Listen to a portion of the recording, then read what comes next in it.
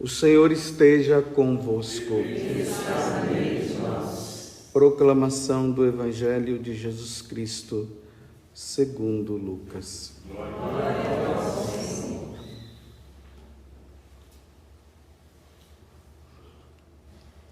Naquele tempo, quando as multidões se reuniram em grande quantidade, Jesus começou a dizer: esta geração é uma geração má.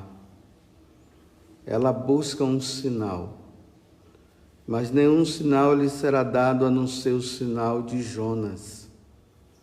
Com efeito, assim como Jonas foi um sinal para os ninivitas, assim também será o Filho do Homem para esta geração. No dia do julgamento, a rainha do sul se levantará juntamente com os homens desta geração e os condenará. Porque ela veio de uma terra distante para ouvir a sabedoria de Salomão. E aqui está quem é maior do que Salomão. No dia do julgamento, os ninivitas se levantarão juntamente com esta geração e a condenarão. Porque eles se converteram quando ouviram a pregação de Jonas. E aqui está quem é maior do que Jonas. Palavra da salvação. Glória a vós, Senhor.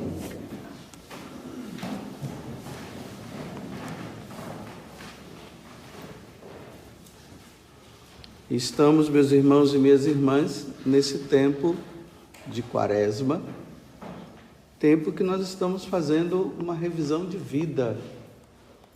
Precisamos rever a minha vida, como é que ela está diante de Deus, comigo mesmo e com as pessoas que eu convivo, com os meus irmãos. Lembremos que na quarta-feira passada nós recebemos as cinzas sobre a cabeça. Será que você esqueceu disso? Nós temos uma mania de esquecer das coisas, 8 dias já se passaram. Talvez naquele dia nós estávamos até com aquele coração contrito. Mas já passou, quarta-feira passada. Bem, essa quarta-feira passada, ela não passou. Ela continua durante toda a Quaresma. Ou melhor, durante toda a nossa vida. As cinzas estão ainda sobre a nossa cabeça, porque nós falamos para Deus o seguinte: olha, Senhor, eu vou colocar como sinal de que realmente eu quero mudança de vida, porque eu não quero te ofender mais. O sinal é esse: eu vou colocar essa cinza sobre a minha cabeça. E foi colocada. Tudo bem, você tomou banho, você tirou aquela cinza material, mas a espiritual continua aqui. Precisamos entender que nós estamos com ela. E aquilo que eu tenho dito para vocês, Lembremos que na terça-feira que antecedeu a quarta-feira de cinzas, a primeira leitura, que era do livro do Gênesis, dizia o seguinte, lá no capítulo 6, versículo 6. E Deus se arrependeu de ter criado o homem. Então nós nos deparamos com isso e diz: meu Deus, o Senhor que nos criou com tanto amor para te servir, para te amar, e agora o Senhor se arrepende? Olha, Senhor, como sinal, coloca a cinza sobre a minha cabeça, dizendo que eu não posso ser mais aquela pessoa que o Senhor olha e se arrepende. Eu tenho que ser, Senhor, a sua alegria e não a tristeza. É assim que nós devemos caminhar na Quaresma. Eu repito para vocês, se nós caminharmos dessa forma, isso vai causando dentro de nós realmente uma mudança. E essas práticas externas que nós estamos praticando, essas penitências que você se propôs fazer, não vai ser apenas uma coisa exterior, de você chegar lá e falar para o seu amigo, para a sua amiga, para o seu irmão, para a sua irmã: nossa, eu estou fazendo penitência disso. Nossa, e como é que está sendo? Rapaz, não está sendo fácil não, mas eu estou conseguindo. Não, não é isso não. É de nós dizermos assim: meu Deus do céu, nem essa penitência eu estou conseguindo. A penitência que você se propôs já caiu quantas vezes? Quantas vezes? Então realmente não é um coração arrependido, porque se essa penitência que você fez e que eu estou fazendo também, ela simplesmente, na hora que ela aparece, que é o momento de eu lutar contra ela, eu caio, então não teve arrependimento, não. Não houve. Porque a cinza sobre a nossa cabeça é a vigilância diante daquela atitude que eu estou dizendo: Senhor, se isso faz seu coração se entristecer, e o Senhor dizer para mim que se arrependeu de me ter criado, eu não vou cair nisso, Senhor, eu vou lutar contra isso. É assim que nós devemos estar. E aí, quando essa tentação vem diante da penitência que você faz, por você estar na vigilância, você não vai cair. Engraçado que tem pessoas que dizem assim: vamos abrir uma exceção hoje. Não tem exceção diante de penitência. A gente abre uma exceção hoje. Olha, penitência é correção de pecado, é correção de vício. Então, se você tem um vício, você está fazendo o quê? Você está se penitenciando para que esse vício não vença mais. O vício é pecado. Aí você diz assim: bem, hoje eu abro exceção. Para pecar? Pense nisso. Você está abrindo a exceção para você pecar. E para pecar não tem exceção. É luta, é constante. Não podemos cair. É por isso que aqui na primeira leitura, ou no Salmo, Davi, depois de ter caído no adultério, ele se arrepende, e aí ele diz: Senhor, ó Senhor, não desprezeis um coração arrependido. Depois desse adultério ele não caiu mais não. Na Sagrada Escritura não mostra que Davi depois caiu de novo. Não caiu. Ele se arrependeu. Era assim que deveria ser conosco. É por isso que nós estamos fazendo penitência, corrigindo os nossos vícios, que são os nossos pecados. Tudo isso é uma introdução para o Evangelho de hoje. Então, Jesus agora mais uma vez se depara com as autoridades religiosas daquele tempo, que não abrem o coração, não querem se arrepender. E agora eles pedem sinais, né? Cada vez, Jesus já tinha feito tantos sinais, eles continuam pedindo sinais. Aí Jesus diz assim: olha, o sinal é Jonas e a rainha de Sabá. Jonas, nós vimos na primeira leitura, passou pela cidade de Nínive, gritando por toda a cidade: se arrependam, senão a terra de Nínive, senão a cidade de Nínive vai ser destruída. O pecado que vocês cometeram já chegou no auge. Deus disse que se vocês não mudarem, Ele vai destruir a cidade de Nínive. Olha, Jonas se torna um sinal, o pessoal ouve e se converte. Né? Tem até aquela forma meio brincalhona, né, para dizer assim que houve realmente conversão, que quando o rei convoca penitência para o povo, diz que até os animais fizeram também. Eu sempre brinco, né? Imagine a galinha fazendo penitência, e o cachorro também, para dizer que realmente houve um arrependimento.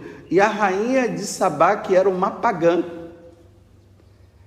sabendo da sabedoria de Salomão, ela foi constatar, ela foi visitar e chegou lá, ela viu que realmente Salomão era um homem sábio. Ela nunca tinha visto um homem sábio como ele. E não era somente a questão de ver o homem sábio, é atribuir a alguém. Só Deus pode dar uma sabedoria a um homem dessa forma. E a mulher se converte. Aí agora, não é nem Salomão, né, que é sinal de conversão para a rainha de Sabá. Agora não é Jonas, que é sinal de conversão para os ninivitas. Agora é o próprio Deus que está ali. E Jesus está constatando que o coração daquele povo estava tão fechado, que diante dele, que ele é superior a Salomão, ele é superior a Jonas, ele estava vendo frutos, não. Entre aspas, não estava vendo muito fruto, não. Aqueles homens não se convertiam. Aí ele disse, tá bom. Vocês estão querendo sinal? O sinal é Jonas, o sinal é a rainha de Sabá. A rainha de Sabá, que na verdade é Salomão, que faz com que ela se converta. Eles mudaram de vida. Então, eis aqui, está um que é maior do que ele. E vocês não mudam. Aí ele fala do julgamento. E às vezes, nós pregadores fugimos disso aqui, né? Nós falamos dos sinais, nós falamos de conversão, mas nós não falamos do julgamento. Aí Jesus agora está dizendo assim, no dia do julgamento, não se esqueçam, um dia todos nós seremos julgados, não se esqueçam disso. Na segunda carta aos Coríntios, no capítulo 5, versículo 10, lá diz que todos nós, iremos diante do tribunal de Deus e seremos julgados. E ali vai ser conforme quem fez o bem, quem foi fiel, quem se converteu, quem levou uma vida santa, vai ser julgado e será salvo. Aqueles que levaram uma vida errada vão ser julgados e serão condenados. Por isso que hoje Jesus está dizendo, a rainha de Sabá se converteu e essa geração não se converte, não. Os ninivitas se converteram, mas essa geração má, adúltera, de coração fechado, fica justificando os seus pecados, em vez de reconhecer e pedir perdão, e realmente se arrepender, não, ficam justificando e continuam fazendo. Olha, até a rainha de Sabá vai julgar vocês. E os ninivitas também, porque eles se salvaram. Então vejam, além das nossas práticas, essa penitência que você está fazendo, e espero que realmente ela tenha gerado em você o desejo de não cair mais nessa penitência que você está fazendo. Porque se você está fazendo que é uma penitência, então é pecado. E como eu disse, não se abre exceção. É pecado. Então, se é pecado para você, você não pode abrir exceção. Se é um vício, você não pode abrir exceção. Então, diante disso, paremos agora, e além, como eu estava falando, né, dessas práticas, existe uma outra prática que nós precisamos exercer nesse tempo de quaresma, a meditação. É uma prática, a meditação. Então, que meditação nós podemos fazer nessa quaresma? A meditação do julgamento. Faça essa meditação, reserve um momento do dia e medite sobre o seu julgamento. Então, como é que vai acontecer? No dia que o pessoal receber a notícia assim, olha, vou falar eu, né? Padre José Augusto morreu. Aí você vai se espantar. Nossa, mas ele celebrou a missa hoje de manhã. Não tem hora para morrer, não. Então, quando você receber a notícia, Padre José Augusto morreu, então saiba o seguinte: a alma do Padre José Augusto. Então, eu estou fazendo a minha meditação para você fazer a sua. Estou te ensinando, né? Então, a minha alma sai do meu corpo, por isso que eu morri. Quando ela vai diante do trono de Deus. No livro do Apocalipse, depois vocês pegam lá, o capítulo 20, do versículo 11 até o 15, lá descreve como é o julgamento. Então lá diz assim, João, né? Eu vi os mortos e os vivos diante de Deus. Então, aqueles que haviam morrido e aqueles que estavam vivos ali no tempo do julgamento final, todos estavam diante de Deus. E ali diz assim, e o livro da vida foi aberto. Diante de quem? Diante do juiz. E ali estava escrito tudo que era pecado, que eu não venci. O livro foi aberto. Imagina, meus irmãos, esses pecados que você está nessa quaresma. Se colocou como penitência e você está aí brincando, né? Na hora você faz, outra hora você faz. Você abre uma exceção hoje, amanhã você volta de novo. Na quarta-feira passada colocamos a cinza sobre a cabeça, a gente está brincando, tá? Aí de vez em quando a gente vai lá, se confessa, depois a gente volta e cai de novo. E não luta, não tem aquela verdadeira luta. Então, vai-se diante do trono de Deus e ali está escrito, vai estar tudo escrito. Que pecados?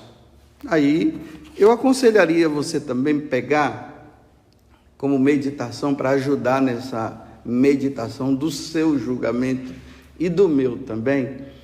A primeira carta aos Coríntios, capítulo 6, de 9 a 10. A outra, Gálatas, capítulo 5, de 19 a 21. E Apocalipse, capítulo 21, versículo 8. Então, ali está descrito os pecados daqueles que vão diante de Deus sem o devido arrependimento e não ter lutado, e que diante do juiz vai ser condenado. Aí no livro do Apocalipse, nessa parte do julgamento que eu acabei de dizer, aí lá diz assim, que aqueles que estão descritos lá e vão estar diante de Deus, porque é assim, olha, aquele pecado que você vai levar e eu também, que você não quis mudar, que levou na brincadeira. Então, você vai, eu também, eu e você, eu não quero levar, não. Por isso a luta. Então, na hora que Deus olhar assim e dizer impureza, aí Deus vai dizer assim, condenado, está no livro do Apocalipse, não é invenção minha não. Aí vai ser lançado, lá diz, num lago de fogo, é o inferno, e de lá nunca mais sairá. Então eu vou pegar aqui alguns pecados que Paulo diz e João também. Os impuros. Veja se esse mundo, as pessoas estão vivendo a pureza. Os impuros, os adúlteros. Olha quantas pessoas aí que estão casadas, mas não casaram na igreja. Vieram de um outro casamento, meus irmãos, e se juntaram. Isso é adultério. Os adúlteros, os efeminados. Quem são os efeminados, meus irmãos? Quem são? Os efeminados que ele está falando aqui são aqueles, o homem que gosta de homem e viveu com outro homem, a mulher que gosta de mulher e viveu com outra mulher. Porque pode ter o efeminado que vive a castidade, esse se salvará. O efeminado, vamos dizer assim, os homossexuais, eu estou trazendo o que a Sagrada Escritura, que nós cremos no que foi revelado, eu estou falando do que Deus está falando. Então, essas pessoas os homossexuais que estão lutando, estão desejando, ele deseja um outro homem, mas ele não quer, ele está lutando, ele vive a castidade, esse se salvará. Quem é que não vai se salvar? Esses que vivem, os que estão casando, e estão achando bonitinho. A Sagrada Escritura está dizendo que não se salvará.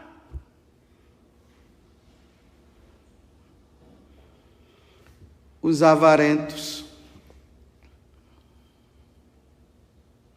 os ladrões. Olha quanta corrupção aí hoje, né? Virou moda a corrupção. Os ladrões, os bêbados,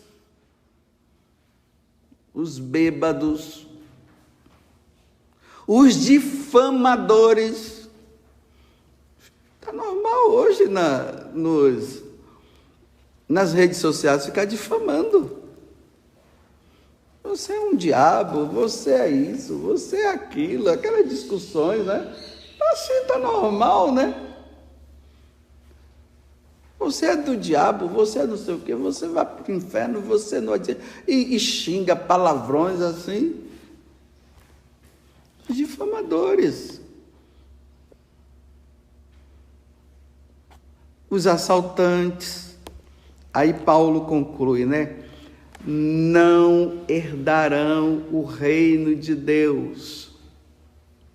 Aqui na carta aos Gálatas ele dá um acréscimo, os supersticiosos, aquele que não pode passar um dia sem ler um horóscopo, porque o horóscopo dele lá é ele que comanda a vida dele, é ele que vai dizer, e tantas outras superstições, aquele negócio do cavalo que fica embaixo, que coloca na porta lá, uma água que coloca lá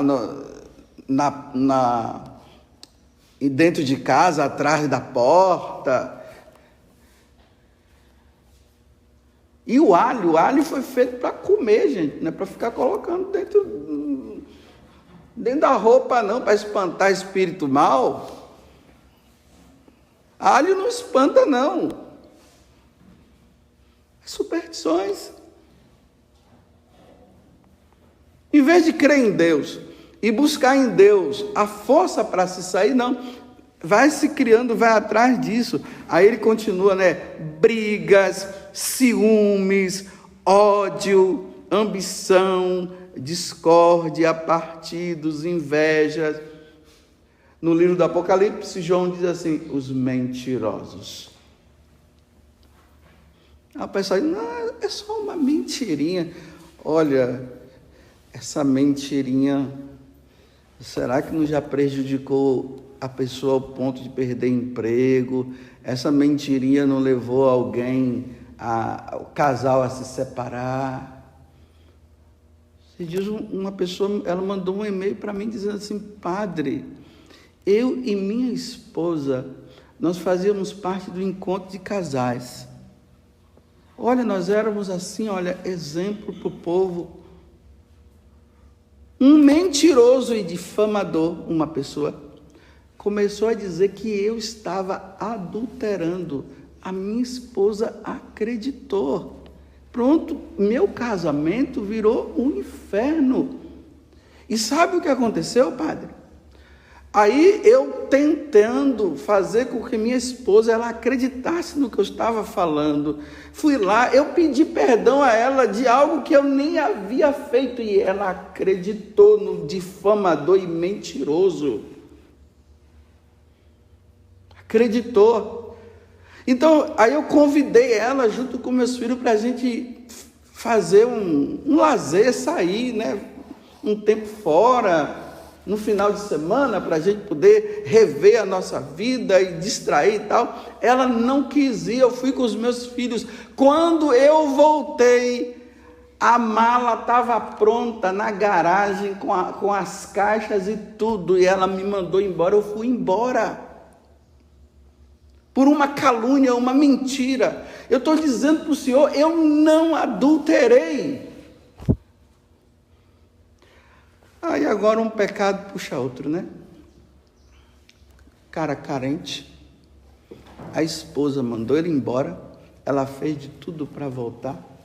Agora ele se juntou com outra mulher que se separou também do marido dela e agora os dois estão juntos. E ele dizia assim: padre, eu não quero ir para o inferno. Bem, se você não quer ir para o inferno, vai embora, larga essa mulher. Mas eu não estou tendo força. Tem sim, largas. Vocês estão vendo? O mentiroso ou a mentirosa separou um casal, destruiu uma família com uma grande mentira. A mulher acreditou, ela tira o marido de casa, ele agora carente se junta com uma outra mulher. Mas não minimiza o pecado dele, não. Nem minimiza o da esposa e nem minimiza o do outro. O primeiro tem que se arrepender porque mentiu. A mulher teria que se arrepender porque acreditou, não acreditou no marido, acreditou no outro. E por isso o marido se separou e quem sabe se ela já não arrumou outro também. Um dia vai diante de Deus. O julgamento. Lá no julgamento não tem, né? A Larice, né? Eu sempre acho que é Larissa. A Larissa é advogada. Ela sabe muito bem o que é um julgamento. Quando nós estamos diante do juiz, o réu fala alguma coisa? Nada. Só se mandar. Imagina diante de Deus, como é que a pessoa diante de Deus, ele que é o bem supremo, ele que sonda e conhece todos os corações, ele sabe de tudo, como é que uma pessoa vai chegar diante de Deus e vai dizer, não Deus, mas foi por causa, não tem por causa disso, a pessoa não tem o que falar, porque está diante da verdade.